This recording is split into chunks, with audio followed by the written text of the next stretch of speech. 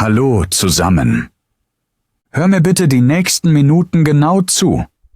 Dieses Video ist vielleicht das Wichtigste, das du in diesem Jahr siehst. Und ich übertreibe nicht.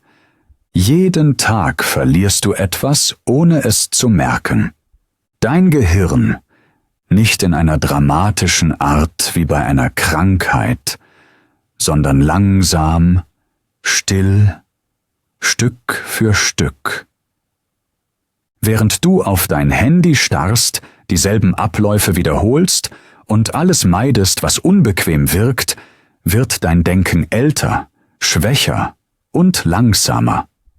Viele wundern sich dann, warum vergesse ich so viel? Warum fühle ich mich nicht mehr klug? Warum wirkt das Leben grau und schwer? Die Antwort ist hart, weil du dein Gehirn nicht schützt. Übrigens, falls du beim Zuhören jede Nuance verstehen willst, findest du Übersetzungen in vielen Sprachen direkt auf YouTube. Einfach in den Einstellungen aktivieren. Dieses Video ist nicht für Menschen, die ein paar kleine Tipps suchen. Es ist für alle, die für ihren Geist kämpfen wollen. Für Menschen, die auch mit 50 oder 70 noch klar, kreativ und jung im Kopf bleiben möchten. Wenn du diese Schritte befolgst, wirst du nicht nur wacher denken, sondern auch besser sprechen, dich leichter erinnern und dich lebendiger fühlen. Wenn du sie ignorierst, verlierst du nach und nach Erinnerung, Fokus und Lebensfreude. Eine einfache Übung lautet: Benutze manchmal deine andere Hand. Klinge banal, ist es aber nicht. Dein Gehirn wächst wie ein Baum. Jedes Mal, wenn du etwas Neues oder Schwieriges tust, bildet es neue Äste. Wenn du nur wiederholst, bleibt alles starr. Schreib also einmal mit der falschen Hand, putze so die Zähne oder öffne Türen. Es fühlt sich seltsam an, vielleicht nervig. Doch genau in diesem Moment wächst dein Gehirn.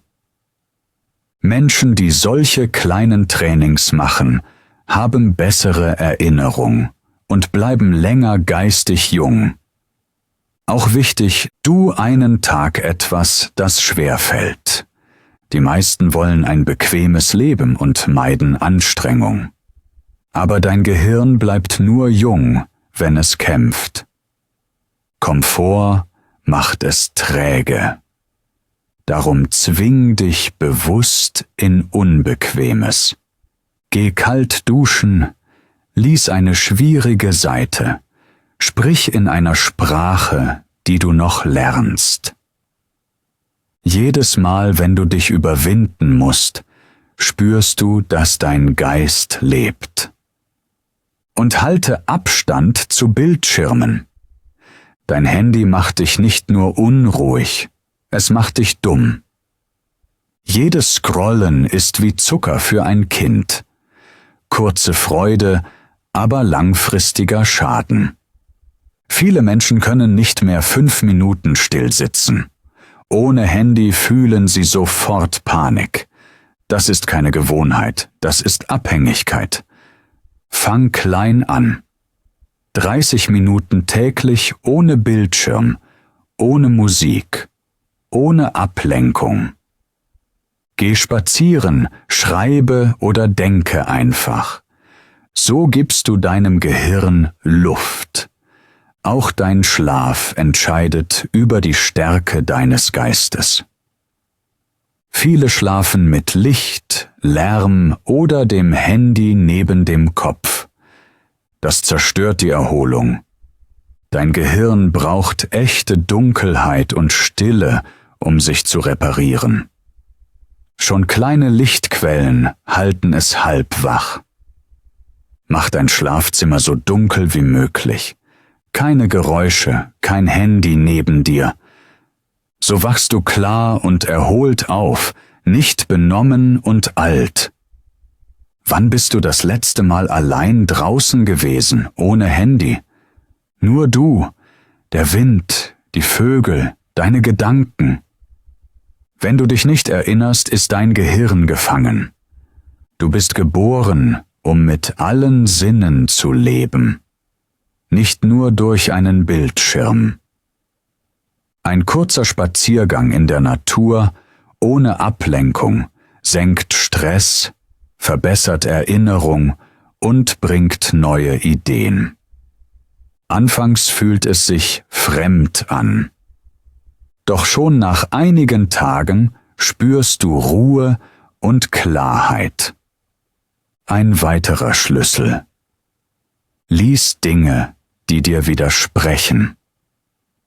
Die meisten lesen nur Texte, die angenehm sind.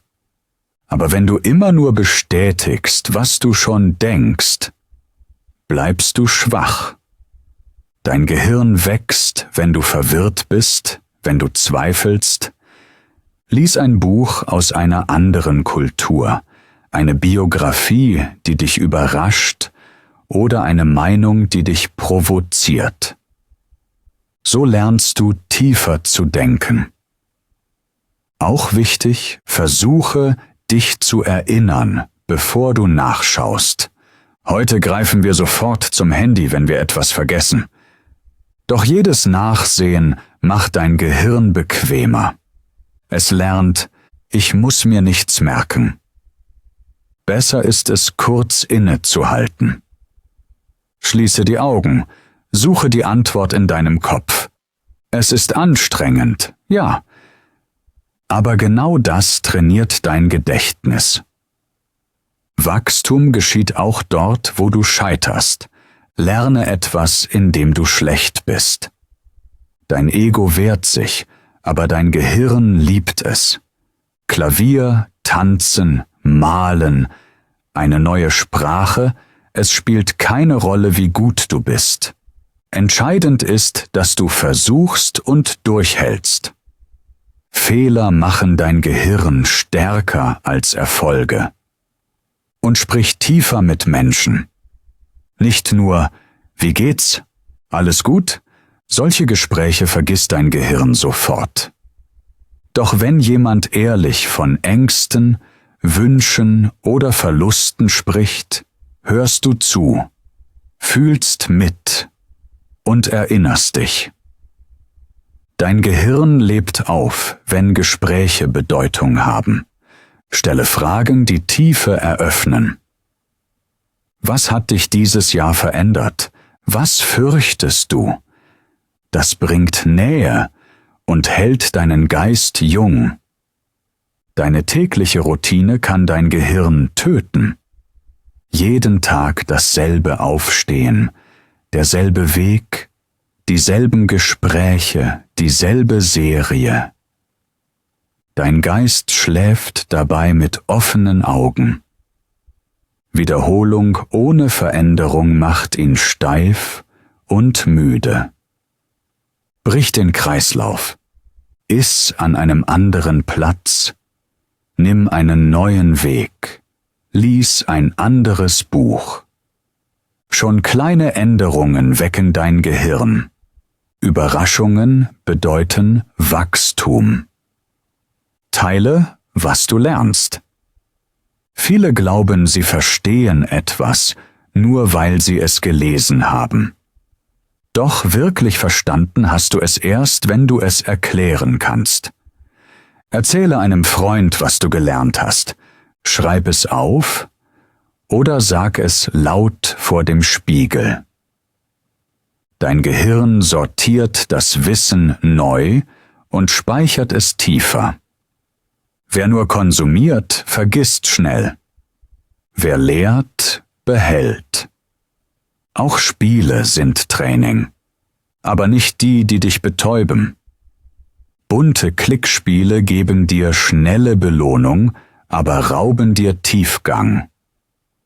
Wähle Schach, Sudoku, Kreuzworträtsel. Sie tun weh, machen dich unruhig. Doch genau dann arbeitet dein Gehirn. Anstrengung ist Wachstum, nicht bunte Geräusche. Dein Essen beeinflusst ebenfalls dein Denken. Ein ständig voller Magen macht müde. Versuche ab und zu Pausen zwischen den Mahlzeiten einzubauen. Stunden ohne Essen lassen deinen Geist klarer werden. Du spürst Hunger, dann Leere, dann Schärfe im Kopf. Dein Gehirn erinnert sich an seinen Jagdmodus. Und schreibe deine Gedanken auf. Nicht am Computer, sondern mit der Hand. Beim Schreiben musst du langsam sein. Worte formen, Ideen ordnen. Es zwingt dein Gehirn, tiefer zu graben. Oft kommen Gedanken, die du vorher nie bemerkt hast. Schreiben ist Denken in Bewegung. Manchmal braucht dein Gehirn einen Schock. Kaltes Wasser ist dafür brutal, aber genau deshalb wirksam. Wenn du morgens in eiskaltes Wasser steigst, reagiert dein Körper sofort. Dein Atem rast, deine Muskeln spannen sich, dein Herz schlägt schneller. Alles in dir schreit, raus hier! Doch in diesem Moment passiert etwas Entscheidendes. Dein Gehirn erwacht, als hätte jemand einen Schalter umgelegt. Es denkt, es sei in Gefahr. Und wenn dein Geist Gefahr spürt, fährt er alle Systeme hoch. Deine Sinne werden scharf, dein Fokus klar, dein Bewusstsein hell. Kein Kaffee, kein Zucker, keine App auf deinem Handy erreicht das. Kälte zwingt dich, Panik zu kontrollieren. Du bleibst im Wasser, obwohl jede Faser fliehen will, und genau da trainierst du dein Gehirn. Du sagst ihm, wir laufen nicht weg, wir halten Stand. Nach wenigen Sekunden merkst du, wie sich dein Atem beruhigt. Dein Kopf wird still, dein Herzschlag ruhiger. Und plötzlich spürst du Kraft. Nicht, weil das Wasser wärmer wurde, sondern weil du stärker wurdest. Dieser Sieg über dich selbst bleibt in deinem Kopf gespeichert. Wer das regelmäßig übt, lernt, auch im Alltag anders mit Stress umzugehen. Wenn Probleme auftauchen, erinnert sich dein Gehirn: Wir haben schon Schlimmeres überstanden. Ein zweites Werkzeug ist das bewusste Auswendiglernen. Heute speichern wir alles im Handy. Telefonnummern, Adressen, selbst einfache Sätze. Dadurch wird dein Gedächtnis bequem und schwach. Dein Gehirn denkt: Warum merken? Ich kann jederzeit nachsehen. Doch genau das zerstört deine Erinnerungskraft. Wenn du nie forderst, dass dein Gehirn sich etwas merkt, hört es auf, es zu versuchen. Die Lösung klingt altmodisch, ist aber mächtig. Lerne regelmäßig etwas Wort für Wort. Ein Gedicht, ein Vers, ein Zitat, ein Stück aus einem Lied. Wiederhole es laut, schreibe es auf, prüfe dich ohne Hilfe. Am Anfang ist es mühsam, du vergisst Zeilen, stolperst über Wörter. Doch gerade dieses Ringen ist Training. Dein Gehirn baut neue Verbindungen, so wie Muskeln beim Sport wachsen. Nach einigen Wochen merkst du den Unterschied. Dinge fallen dir leichter ein, Namen bleiben hängen, Gedanken sind klarer. Stell dir dein Gedächtnis wie ein Regal vor. Viele Regale sind heute leer, weil Menschen alles outsourcen. Mit jedem auswendig gelernten Text stellst du ein Buch ins Regal. Erst wenige, dann Dutzende, dann ganze Reihen. Du kannst jederzeit darauf zugreifen, ohne Gerät, ohne Internet. Diese Worte gehören dir. Sie leben in dir. Das gibt Sicherheit und Stärke, die kein Handy ersetzen kann. All diese Übungen wirken unbequem. Sie fühlen sich fremd an, manchmal sogar schmerzhaft. Doch genau deshalb funktionieren sie. Dein Gehirn sucht immer den leichten Weg. Es will Energie sparen, selbst wenn es dich dadurch schwächer macht. Wenn du ihm ständig nachgibst, schrumpft seine Kraft. Es wird träge, alt und stumpf. Widerstand ist die Nahrung, die es jung hält. Wachstum findet niemals im Komfort statt. Immer nur außerhalb. Du kennst jetzt viele Wege, wie dein Gehirn jung bleibt. Manche wirken klein, fast lächerlich. Eine andere Hand benutzen, 5 Minuten ohne Handy, ein Gedicht auswendig lernen. Doch in Wahrheit sind es keine Kleinigkeiten. Es sind Waffen. Jede einzelne zwingt dein Gehirn zu wachsen. Und Wachstum ist der einzige Schutz gegen das stille Sterben im Kopf. Wenn du all das ignorierst, spürst du die Folgen früher, als du denkst. Du wirst vergesslicher, unkonzentrierter, müder. Gespräche fühlen sich leer an. Tage verschwimmen, Wochen verfliegen, Jahre rauschen vorbei. Du wachst auf und fragst dich, wo ist mein Leben geblieben? Und dein Gehirn, das einst so scharf war, ist still und schwach. Doch du kannst jetzt das Gegenteil tun. Du kannst heute beginnen, dein Denken neu aufzubauen. Fang klein an, aber fang an. Eine kalte Dusche, ein Spaziergang ohne Handy, ein kurzes Gedicht auswendig lernen.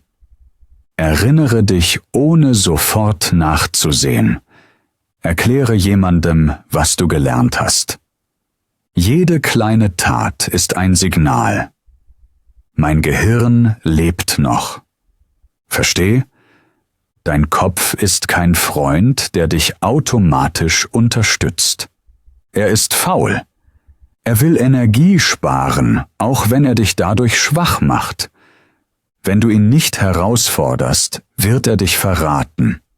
Er lässt dich vergessen, er nimmt dir Klarheit, er raubt dir Lebenskraft.